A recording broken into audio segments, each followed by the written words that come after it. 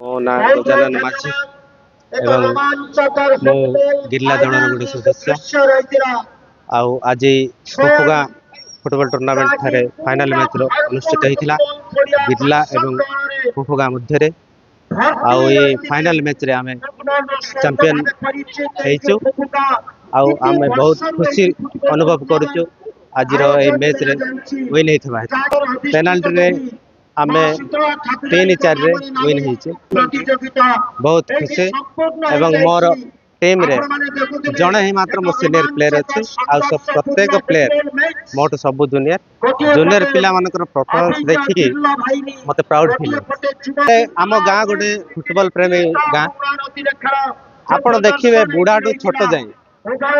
माने एबे 5 वर्ष पिला भी देखिए फुटबॉल खेलुते ग्राउंड जाके देखो फुटबॉल खेलुते आग को बढ़ंतु आम प्रशिक्षण देवु सीनियर हिसाब रे जेमिति कि state level district level international level भी जाई पारिबे सेतिकी मोर कामना आम पिला मन। सीमांचल नायक मो माँ श्री शीतला ठाकुराणी टूर्नामेंट रो वाइस प्रेसिडेंट अच्छी आई टूर्नामेंट रे 10-20 गोटी टीम अंशग्रहण करथिले। आज चूड़ांत फाइनल मैच रे गिरला दल विजय होती कुपुगाँ और गिरला मध्य प्रतियोगिता चली जोड़ा कि खेल मध्य तो किसी दल कार हो पारानी शेष प्लान मध्यम गिरला विजय कर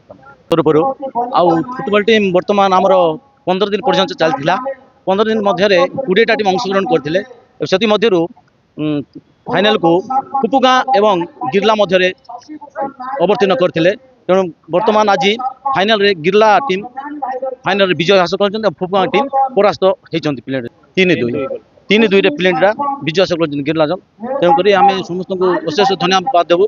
आ समस्त एमती समस्ते खेलु था फुटबॉल एवं आजिकल बैचलर पिला अधिकांश मोबाइल देखुची शारीरिक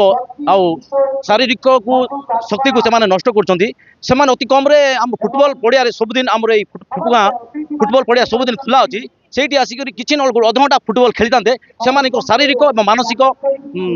शक्ति से बहुत उन्नति होता तेणु दयाकोर आजिकल युव शक्ति पिला मोबाइल अल्प देखिक फुटबॉल को टिके आग्रह देवे एवं से भविष्य